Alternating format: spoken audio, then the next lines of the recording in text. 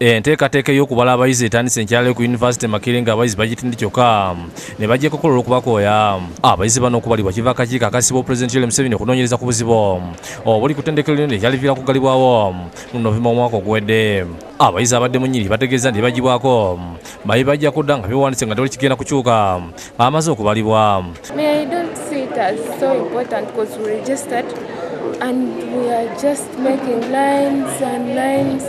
Nice again, ruling out a chain of unity to help sort out the issues of strikes in Nedbank. It is not because it does not address the root cause or causes of the problems of Makerere University.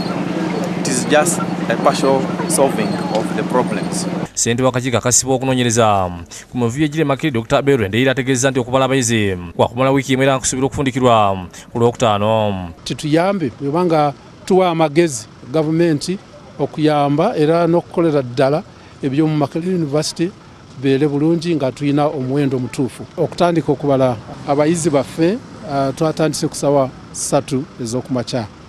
Exercise egenda bulungi, abaana bazze, abayizi bazze bulungi ate nga tebalina mutaawaana era ekintu kino bakinyumizaamu nnyo era bakirabye nti kijja kubayamba. Ndeira agamba nti mu nteekateeka eno baagala okumanya abayizi bameka abali ku ttendekero lino, ssente ze basasula n'ensasanya yaazo era nga kyakumala emivuyo egy'ebyensimbi e Makerere. Bano abayizi abali mu categories nga 3 oba 4 bali bameka, anti waliwo bano abafuna scholarship za gavumenti bali bameka, tulina abalala nga abasasula esente ku bwabwe be bayita private candidates or private students.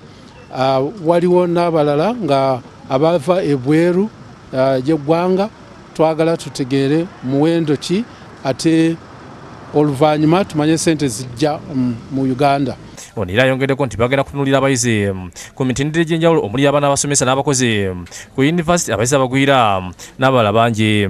Bo abayizi wadde bajjumbidde nnyo enkola eno bawadde endowooza zaabwe ez'enjawulo nga bamu bajja kukola okubakooya mu nnyiriri empanvu n'okumalira obudde. Oya nnyo kubanga tubadde tulina okusimba layini ziviira ddala eri akasana kangi ate nga tulina n'okusoma, tulina okukola ebibuuzo wiiki ejja. Tusimba layini from there but tetumanyi what's the use of it.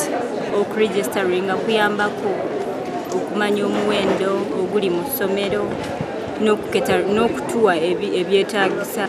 This exercise egenda kuyamba okunoonyereza ku kya sente zibula wano n'okulaba nti abasomesa babasasula kubanga sente zibula nga beekwasa abaana tebasasula. Kati kabasooke batubale bafune toto za sente zisasula wano tulaba basobola osasula abasomesa.